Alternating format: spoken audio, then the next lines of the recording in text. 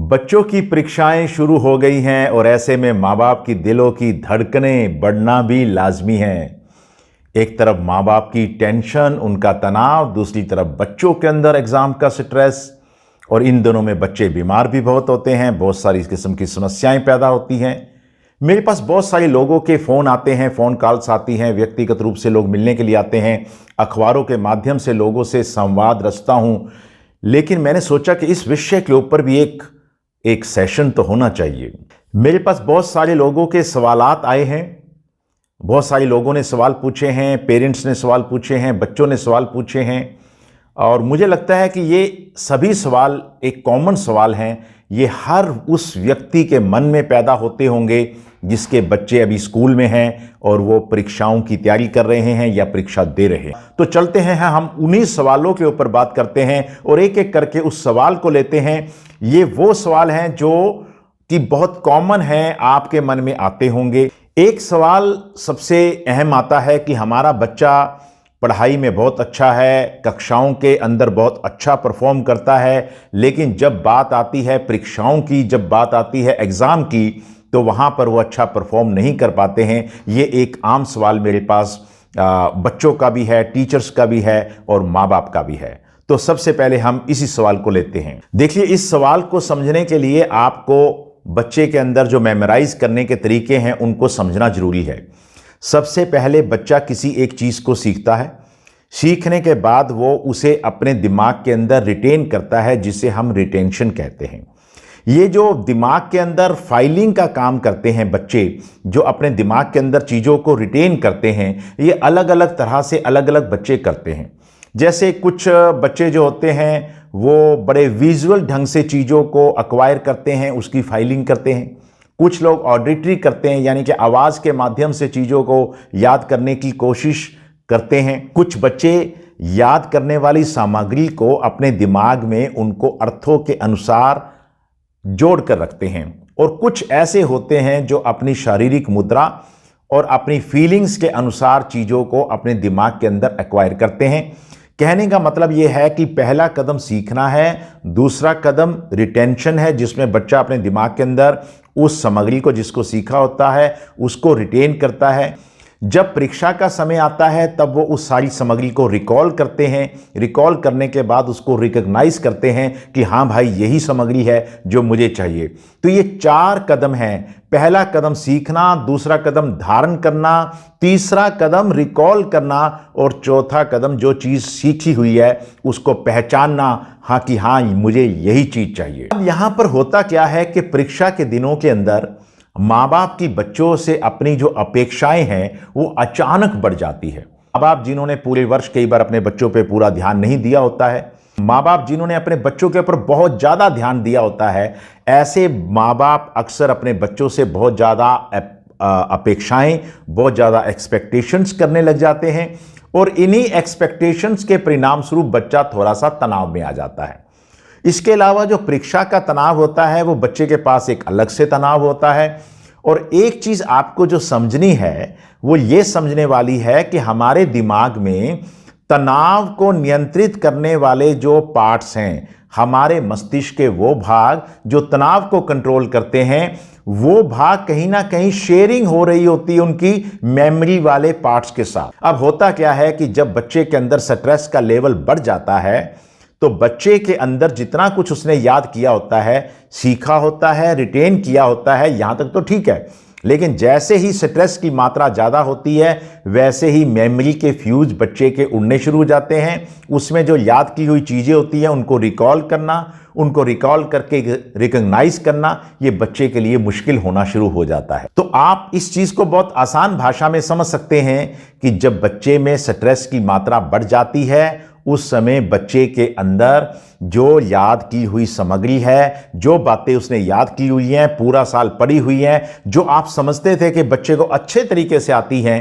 Tension के कारण भूलने लग जाता है, क्योंकि मैंने आपको बताया कि स्ट्रेस के कारण ये सब कुछ हो रहा होता है। इसलिए इस समय स्ट्रेस को नियंत्रण करना बेहद ज़्यादा जरूरी है। तो इसके लिए पेरेंट्स क्या कर सकते हैं? सबसे पहली बात यह है कि इस समय आप अपने बच्चों पे ध्यान रखिएगा, पर हर समय उसके ऊपर हॉवरिंग नहीं होनी चाहिए। हेलीकॉप्टर पेरेंटिंग इस समय नहीं होनी चाहिए। ये नहीं है कि बच्चा हर समय जब पढ़ाई कर रहा है तो आप उसके सर के ऊपर ही खड़े रहें, इससे बच्चा तनाव में आता है। पहली चीज़ तो आपको ये समझनी है, बच्चे का ध्यान रखना है, लेकिन बच्चे को यह आभास ना हो कि उसकी मम्मी पापा जो हैं या भाई है या टीचर है हर समय उसके सिर के ऊपर सवार हैं। दूसरी चीज़ जो समझने वाली ये है कि जब भी तनाव आता है तो तनाव के समय बच्चा जो है इधर उधर पढ़ाई से भागने की कोशिश में रहता है, वो अपने तनाव को दूर करने के लिए कोशिशें कर रहा होता है। तो मैं आपको एक बहुत ही आसान एक्सरसाइज जो आप बच्चे को करवा कर उसका तनाव दूर कर सकते हैं, ये जो एक्सरसाइज मैं आपको बता रहा हूं पूरी तरीके से वैज्ञानिक है। ये एक जादुई मंत्र की तरह है, आप इसे अपने बच्चों पे आजमा सकते हैं। बल्कि जो पेरेंट्स बड़े एग्जामिनेशन के कारण, बच्चों के एग्जामिनेशन के कारण टेंशन में रहते हैं, वो भी इनको अपनी जिंदगी में अपनाकर थोड़ा सा टेंशन से रिलीफ पा सकते हैं। दोस्तों ये एक्सरसाइज बहुत आसान है। इस एक्सरसाइज में आपने करना क्या है कि अपने बच्चे को, या अगर आप भी इसे कर रहे हैं तो अपने दोनों हाथों की मुट्ठियों को जोर से बंद करना है और इसके बाद आपने 1 से लेकर 10 तक काउंट करना है। 1 2 3 4 5 6 7 8 9 10 और फिर आप अपने हाथ को ढीला कर दें या अपने बच्चे के हाथ को बोलिएगा कि वो इसको ढीला कर दे। ध्यान से समझिएगा, दोनों मुट्ठियों को बंद करना है और 1 से लेकर 10 तक आपने गिनना है और 10 तक गिनने के बाद आपने मुट्ठी को खोलना है। थोड़ा सा जो आराम महसूस होता है उस आराम को महसूस करना है। याद रखिएगा, हाथ ऐसे छोड़ देने हैं जैसे ये मर गए हों।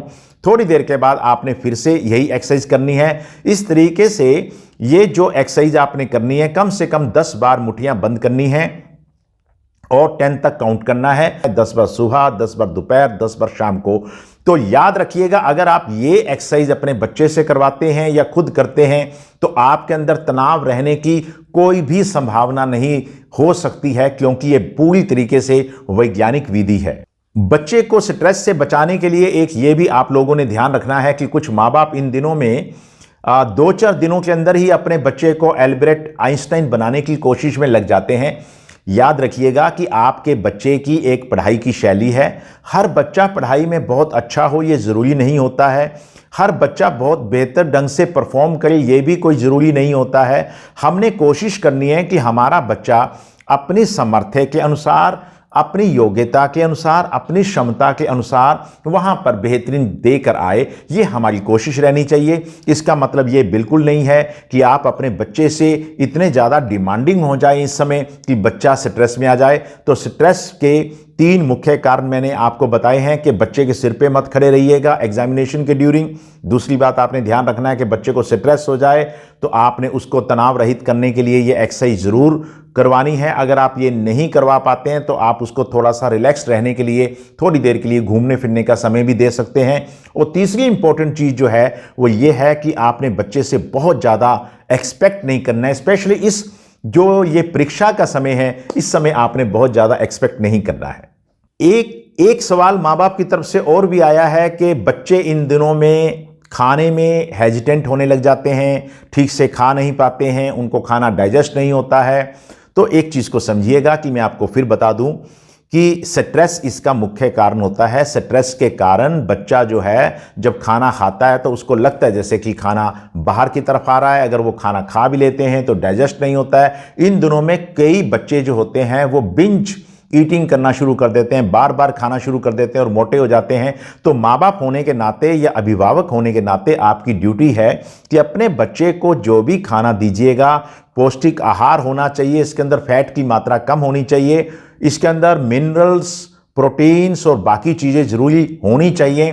खाना सुपाच्य होना चाहिए। अगर आपको लगता है कि बच्चा एक बार में नहीं खा रहा है तो आप उसको 3-4 के हिस्सों के अंदर बांट के भी बच्चे को खाना खिला सकते हैं।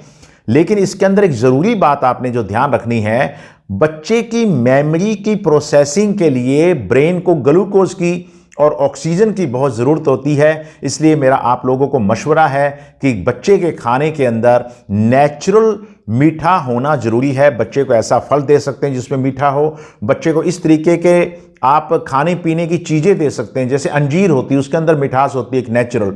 ये चीज़ें देकर भी आप बच्चे के दिमाग को थोड़ा सा सुपर फास्ट बनाने की कोशिश कर सकते हैं। एक सवाल माँ बाप का ये भी है कि जिस सुबह बच्चे का एग्ज़ाम होता है, आमतौर पे बच्चे खाना खा के नहीं जाते हैं, खाली पेट जाते हैं। तो मैं आप सभी अभिभावकों को, टीचर्स को, बच्चों को ये कह रहा हूं कि ये अपराध है, ये बेहद बुरी बात है, क्योंकि इसी कारण से बहुत सारे बच्चे जो हैं अच्छा परफॉर्म नहीं कर पाते हैं। बच्चे ने सुपाच्य भोजन, पौष्टिक आहार, सुबह का ब्रेकफास्ट या दोपहर का लंच जब भी उसकी परीक्षा हो उससे पहले अच्छे तरीके से खाया होना चाहिए। और इस बात का विशेष ध्यान रखना है आप लोगों ने कि बच्चा खाली पेट परीक्षा देने बिल्कुल मत जाए। खाली पेट जो बच्चे परीक्षाएं देने जाते हैं वो जितना मेमोराइज किया होता है उसको रिकॉल नहीं कर पाते हैं।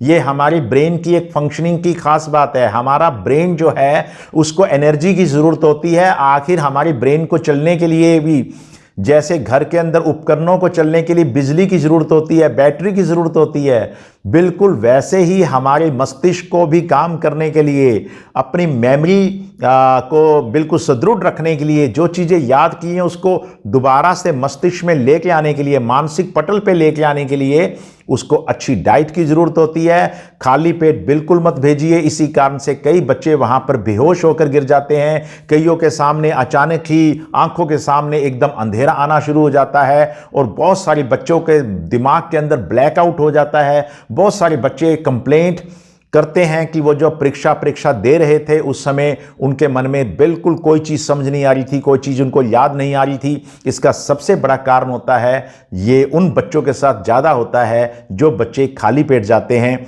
तो कृपया करके अपने बच्चे को परीक्षा में खाली पेट बिल्कुल मत भेजिएगा।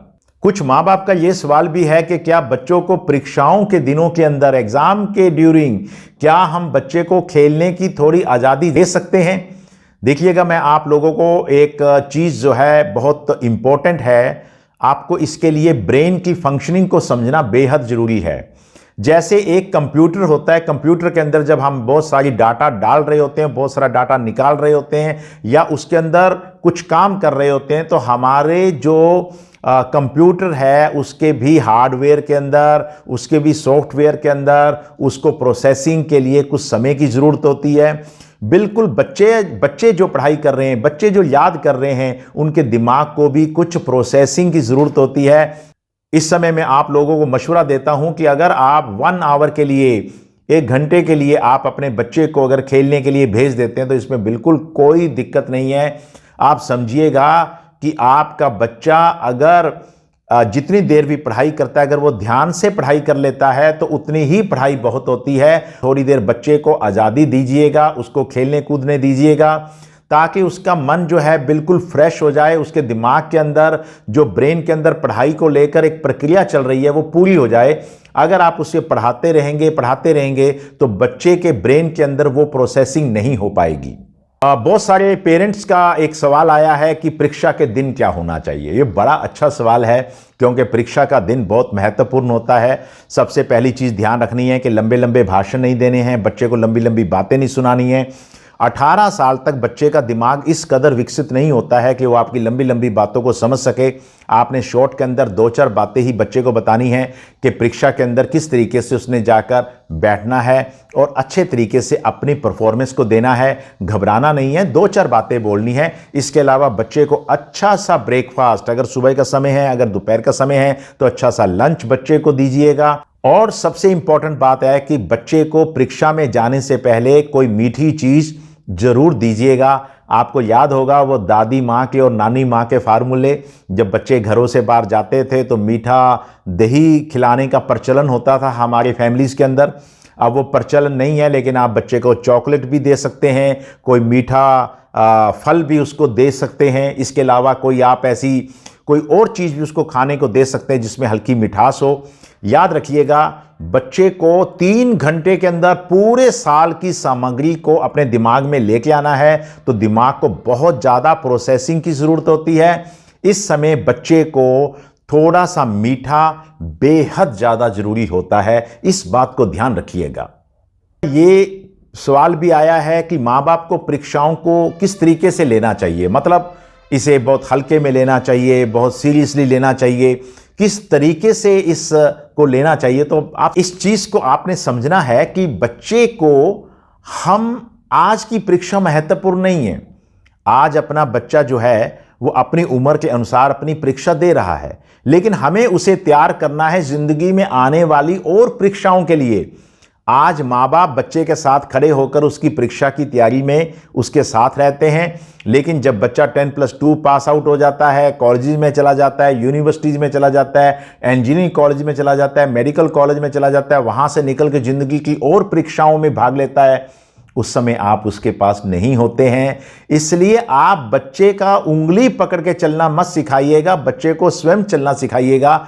उसकी परीक्षा की तैयारी करने की शैली जो है उसे अपने आप बनने दीजिएगा। वो किस तरीके से कर रहा है ये उसके अनुरूप होना चाहिए, क्योंकि हर बच्चे का परीक्षा की तैयारी करने का ढंग अलग अलग होता है। एक अभिभावक का ये सवाल भी है कि क्या ये बड़ा नेचुरल है कि परीक्षा के दिनों में बच्चों का स्वभाव थोड़ा चिड़चिड़ा हो जाता है, वो इरिटेट होने लग जाते हैं। देखिए, इसके पीछे सबसे बड़ी बात होती है कि परीक्षाओं के दिनों में कुछ माँ बाप अपने बच्चों के पीछे पड़ते भी बहुत ज़्यादा हैं। इससे बच्चे इरिटेट होने शुरू हो जाते हैं, पढ़ाई से वो छुटकारा पाने की कोशिश में रह जाते हैं और अक्सर वो अपना जो व्यवहार है खींचता है, जो उसके अंदर निराशा है, जो टेंशन्स हैं वो ज़्यादा आनी शुरू हो जाती है। तो मेरा सभी अभिभावकों से और माँ बाप से ये निवेदन है कि इस समय बच्चे को बहुत ज़्यादा तंग करने की ज़रूरत नहीं है। बच्चे का ध्यान रखिएगा। और बच्चे इस समय थोड़े बहुत इरिटेट भी हो जाते हैं, क्योंकि इरिटेशन का कारण उनके मन के अंदर आने वाली फ्रस्ट्रेशन होती है, क्योंकि हर बच्चा अपने हिसाब से सोच के चलता है कि आज मैंने इतनी पढ़ाई करनी है। जब उतनी पढ़ाई नहीं हो पाती है तो बच्चा कहीं ना कहीं टेंशन में आ जाता है, तनाव में आ जाता है। इसके कारण उसका व्यवहार बहुत ही खिन्न हो जाता है। तो ये तमाम चीज़ों का एक ही समाधान है, बच्चे को कम से कम दिन के अंदर 1 घंटे खेलने का समय दीजिएगा। स्ट्रेस दूर करने की जो एक्सरसाइज मैंने आपको ये मुट्ठी वाली बताई है, इसको करना मत भूलिएगा, बच्चे से भी करवाइएगा। और अगर आप भी टेंशन में हैं तो आप भी इस एक्सरसाइज को कर सकते हैं। तो अगर मैं सारी बातों को बिल्कुल संक्षेप में नटशल के अंदर कहना चाहूं तो बहुत सिंपल सी बातें हैं। नंबर 1, बच्चे से ज़्यादा इस दौरान एक्सपेक्टेशन रखने की ज़रूरत नहीं है। बच्चे को 1-2 दिनों में एल्बर्ट आइंस्टाइन बनाने की कोशिश मत कीजिएगा। सारे दिन बच्चे के सिर के ऊपर सवार मत रहिएगा, उसका ध्यान रखिएगा, लेकिन उसे पता नहीं चलना चाहिए कि आप उसका बहुत ज़्यादा ध्यान रख रहे हैं। बच्चे को खाने पीने के लिए पौष्टिक आहार और स्पेशली उसको मीठा खाना अवश्य दीजिएगा। खाने के अंदर फैट कम हो तो ज़्यादा अच्छा है, क्योंकि बच्चा इन दिनों में बहुत ज़्यादा बैठता है, बहुत ज़्यादा उसकी जो सीटिंग है बहुत ज़्यादा हो जाती है। और बच्चे को परीक्षा में भेजने से पहले कुछ मीठा ज़रूर दीजिएगा, खाली पेट वो बिल्कुल ना जाए। और बच्चे को लंबे लंबे भाषण देने भी बिल्कुल छोड़ दीजिएगा। और बच्चे को पढ़ाई करने के अंदर जैसी शैली वो अपनाना चाहता है उसी शैली के अंदर उसका साथ दीजिएगा, उसको प्यार कीजिएगा और बच्चे को खेलने कूदने के लिए भी कुछ समय ज़रूर दीजिएगा।